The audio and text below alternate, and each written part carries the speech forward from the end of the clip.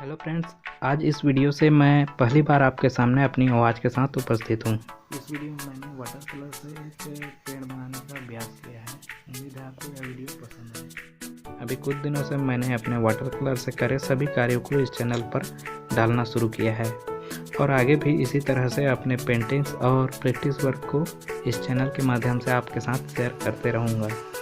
दोस्तों, आपसे बस मेरी इतनी गुजारिश है कि आप मेरे काम को जज करिए। अगर आपको मेरे काम पसंद आते हों तो उसे लाइक करिए और नहीं आते हों तो उसे डिसलाइक करिए। और हो सके तो नीचे कमेंट बॉक्स में मुझे कुछ सुझाव भी दे सकते हैं या फिर किसी अन्य प्रकार के भी टिप्पणी कर सकते हैं। इससे क्या होगा कि मेरा भी आत्मविश्वास बढ़ेगा। और हाँ दोस्तों, अगर आपको इस चैनल के कंटेंट पसंद आए हों और आप इसी तरह के और भी कंटेंट देखना चाहते हो तो इस चैनल को सब्सक्राइब भी करिएगा।